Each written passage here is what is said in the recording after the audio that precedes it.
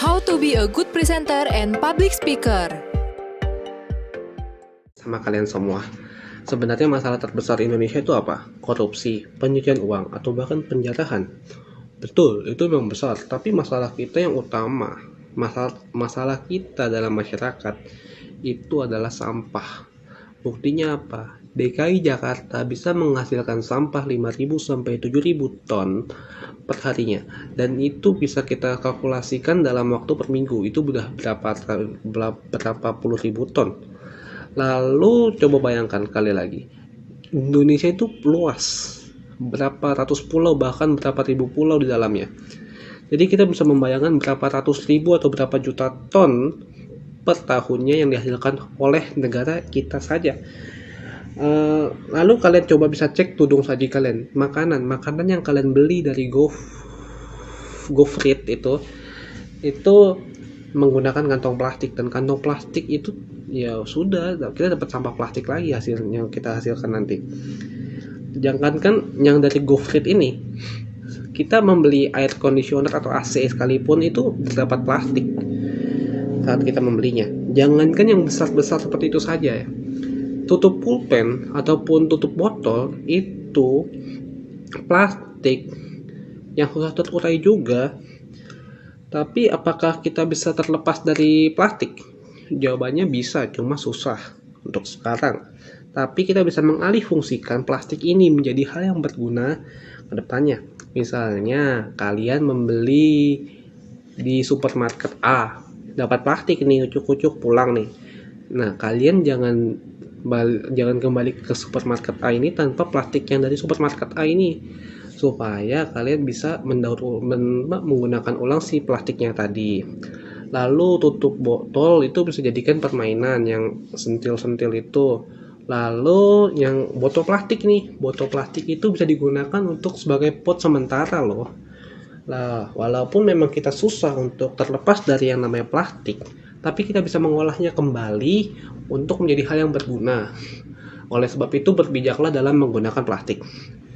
Baik, saya rasa cukup informasi yang saya ingin berikan pada kesempatan pada kali ini. Saya Maesa, saya melaporkan dari Bekasi. Tetap menjalankan protokol kesehatan, tetap pakai masker. Sekian dan terima kasih. Halo everyone, halo semuanya. Perkenalkan, aku Priscilla Augustiorawang, kelas 2 SMA dari sekolah Quiver Center Academy. Kalian semua bisa panggil aku Prissy. Walaupun aku masih umur 16, aku rasa aku sudah mengalami banyak sekali hal. Aku sudah pernah jatuh dari sepeda, berantem dengan teman, mengikuti lomba menyanyi, dan sama seperti kalian, aku juga pernah mengalami masa pandemi COVID-19.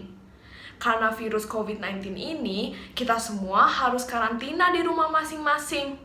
Sekolah menjadi online, tidak bisa bertemu teman-teman, dan waktu seharian kita habiskan hanya di rumah saja.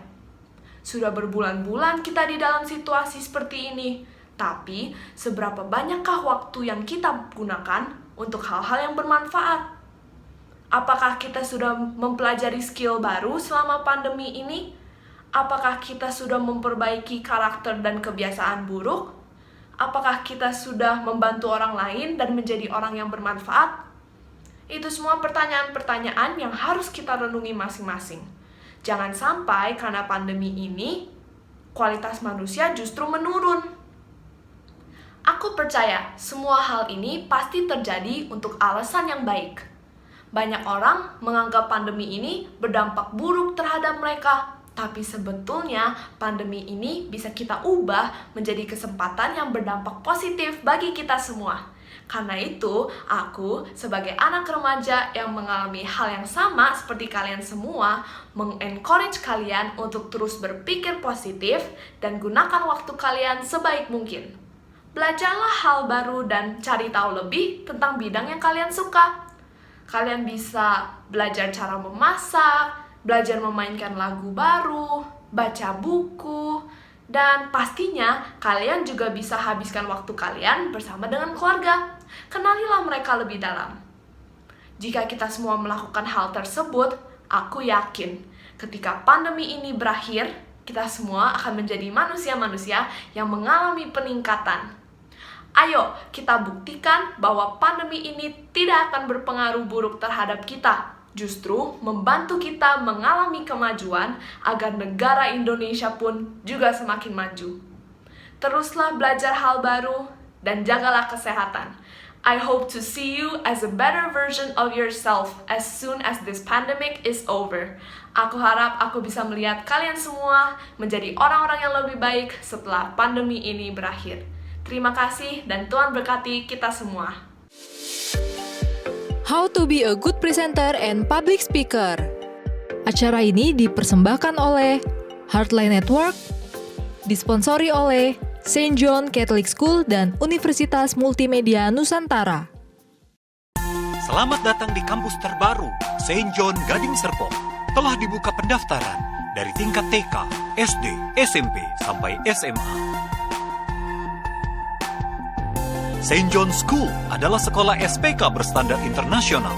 Fasilitas sangat lengkap, ruang olahraga indoor, auditorium, ruang bermain indoor, tempat bermain outdoor, serta tim pengajar yang kompeten akan memudahkan para siswa belajar dengan menyenangkan, percaya diri, eksploratif, dan kolaboratif.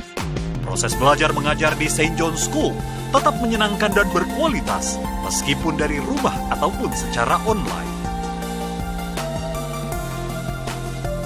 Dapatkan promo beasiswa, hubungi 0811 9638 898. Klik stjohn.sch.id.